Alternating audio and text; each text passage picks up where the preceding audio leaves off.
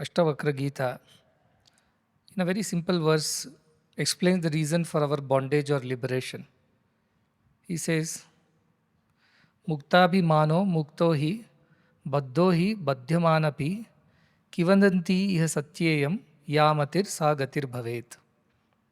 The one who thinks he is free becomes free. The one who thinks he is bound becomes bound. This old saying is definitely true that one becomes what one thinks. As you think, so you become. That is the message of Ashtavakra. As I traveled around Sri Lanka, and also towards the end of the trip, we met very young, very educated monks, Buddhist monks, who in their previous times were doctors, engineers, research scholars, financial consultants, and so on. And the average of the monastery, they said, was mostly on the younger side of 35. So many young boys and girls were in the process of getting ordained and going through the process of education and training, while there were many monks, even from other countries, including India, who were housed there. Whole place is just 8 years old. So Arvinda De Silva, who is, as you know, is one of the trustees of the Karunanilayam Foundation, and his wife Anushka, they insisted that I visit them once because they would definitely appreciate my visit and I would appreciate what they're doing. So we did visit there, and I met so many like-minded youngsters who were taken to this so-called arduous path of austerities and had trained themselves to be Buddhist monks. And over an hour-long conversation between us, we exchanged many thoughts as to what does it take to become a monk, what is the purpose of becoming a monk, how monks or such saints and sages serve the society better, what are our roles and responsibilities, and so on and so forth. What touched my heart was, still in today's times when there is rampant materialism, so many distractions, so many desires, there are pockets of peace like this Jetaramam monastery in a quiet place far away from the crowds of the city, but being run not just by people who have nothing to do in life and who are good for nothing. So they take to monkhood and sannyasa. No, they are youngsters, well educated. In fact, the main monk, the guru, and his immediate disciple who is in charge of things, they are educated in London. And then they gave up because the guru had a spiritual calling. And so also the disciple who is slightly younger than him, both came guided by some divine understanding and came to this place and started a very small monastery, and today it is growing. And while they do many things, including a small clinic hospital which runs free, they give education to the young students for free, the food in the ashram for whoever comes. I believe 7,000 people come on weekends for their sadhana. The accommodation, food is given totally free.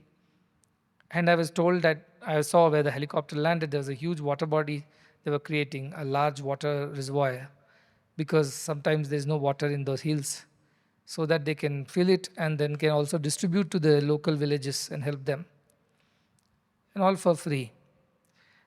What inspired me, or what intrigued me rather, was how did they come to this place and what made them start all these free services? Because generally, most of these traditional spiritual religious systems do not have service as a major thrust. They are only about preaching and helping people, whatever, come out of the bondage of this samsara and find freedom and liberation. So most of them dedicate themselves to preaching of Dhamma, which is their spiritual text, the teachings of Buddha. And generally the teachings are about maintaining certain spiritual disciplines in your life in order to attain liberation. But here are a set of people who are also trying to do good to the society, which is again not a very usual path in many of these traditional systems. So there was this understanding of commonality between our thought process. And they were also very learned. In fact, the main guru was learned about Indian scriptures. He knew Bhagavad Gita, he knew Upanishad. He quoted Vasudhaiva Kutumbakam back to me, saying we should think like this. I said that's the motto of our mission. And I was very happy. They were open to the idea of working and serving together, apart from preaching and teaching, which is their regular job. It made me very happy. I invited them over. And then it made me think, why 2500 years ago, a prince who had everything in life, name it and he could have it. His father would ensure that no sorrow, no trouble, no misery ever came close to him. He lived a comfortable and luxurious life in the precincts of his palace, never had to deal with any difficulty whatsoever, including running the kingdom. For his father looked after everything, because there was a proclamation or there was a prediction by a priest at the time of his birth that he would become the king of the world. He'll become a Chakravarti, but not of the material world as father would have it or want it, but of the spiritual world. And that scared the father, for he wanted his son to be the next king and rule and become even stronger and more powerful than him. But divine had other plans. And so this Siddhartha Gautama on one fine day escaped out of the palace bounds and went around seeing what the real world is like. And when he saw misery, suffering, and sorrow, when he saw there is old age, there is disease, there is death, he asked, are these for real? And the charioteer almost laughed, saying, of course, prince, these are for real. There is decay, there is disease, there is death. And he had known none of it so far, though he was already married with a kid. And he said, would I also become old or develop some disease and suffer and die one day? Charioteer said, yes, it will happen to everyone. Nobody can escape. And that set him thinking. If that is all the end of all our endeavors in life is it worth it? What is the way to escape this misery? What is the way to freedom from all these? Is the question that started nagging him. And he wouldn't simply sit quiet. He wanted to find the answer, for there was nobody to tell him what the answer was, because his father never exposed him to sages, saints, or ascetics. So this was something that he had to do for himself. And on one quiet night, leaving his wife and son sleeping, he left in the search of truth and searched for several months without food and water.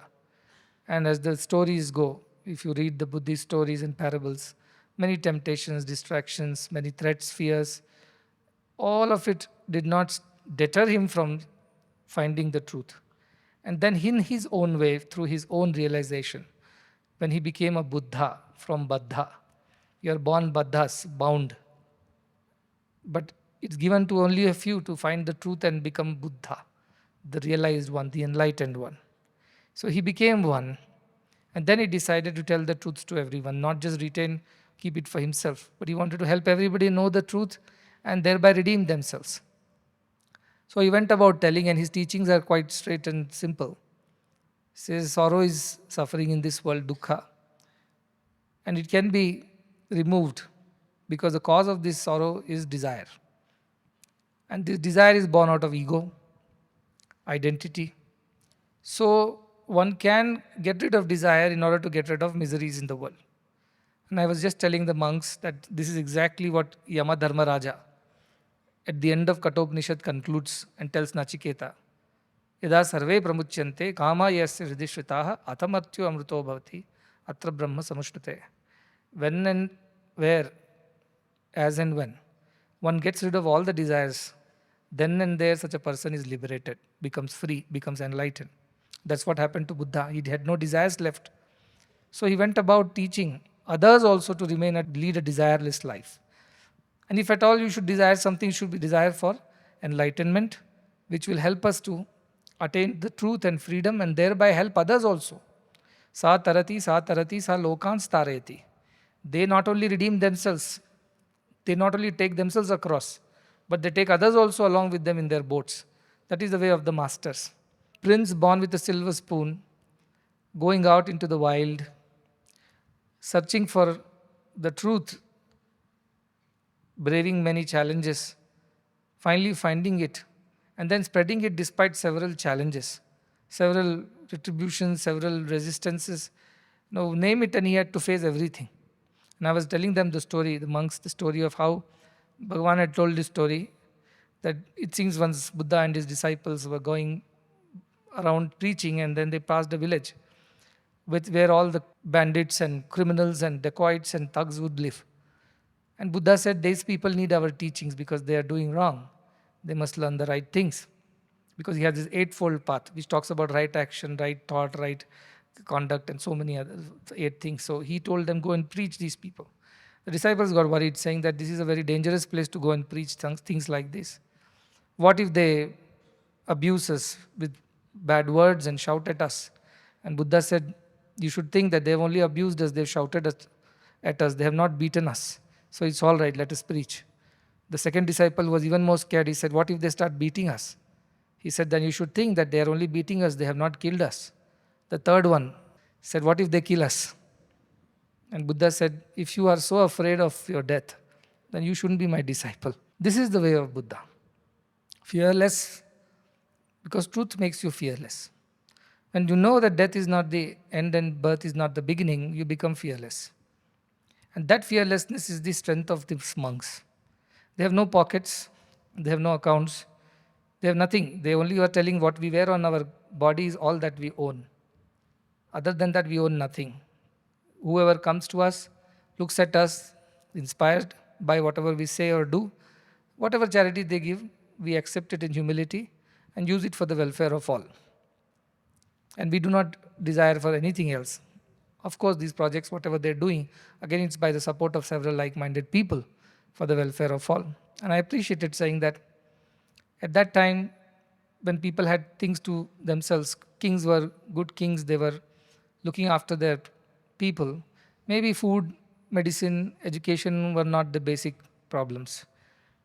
This desire and the bondage was the basic problem, and Buddha took to that path of preaching. But today's times, before we fill their stomach and give them education and or heal them from their sickness, we cannot preach them Dhamma. We cannot preach them any of these truths. So yes, you are doing the right thing. You are taken to both the paths, service as well as the spiritual path, which is how religion has to reinvent itself in today's times to become relevant to today's times. Otherwise, it will become redundant. For empty preachings without action would not be accepted by the society. That's what you should do. And I was very appreciative that some boy, young prince, early marriage, little kid, left his everything for the search of truth. And till today, 2,500 years down the line, there are some law graduates from London who come down to a little place in Sri Lanka, start in a hut, and given up everything and working for the welfare of all. That inspiration of that one master 2,500 years ago still lives in the hearts of the disciples. They haven't seen the master. They haven't lived with him. They haven't had any encounters with him. They've only heard about him from different people who also have not seen the master. And all they have of the memory of that master is a few teachings which they hold on to for their dear life. And that has become the purpose of these monks. What should be the obligation, responsibility on our shoulders then? What kind of dedication, what kind of commitment, what kind of courage should we manifest when those people inspired by 2,500-year-old story of someone who seem to have done are inspired today to give up their corporate jobs and take to this path? Of course, they were telling we are just a drop in the ocean of work that you do. I said, no, don't think like that. You're doing what God has given you to do, and you're doing it so sincerely, and that touches me.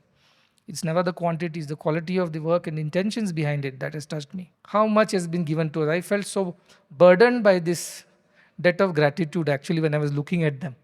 I felt so overwhelmed and felt that have I done enough for all that has been given to me? I have everything that I need for doing the work that I do. They have not much. Yet, do we have the same level of commitment, conviction and courage? We have to really put a question to ourselves. We should not ask somebody, do you think I am committed, I am courageous, I am real, No. Ask yourself,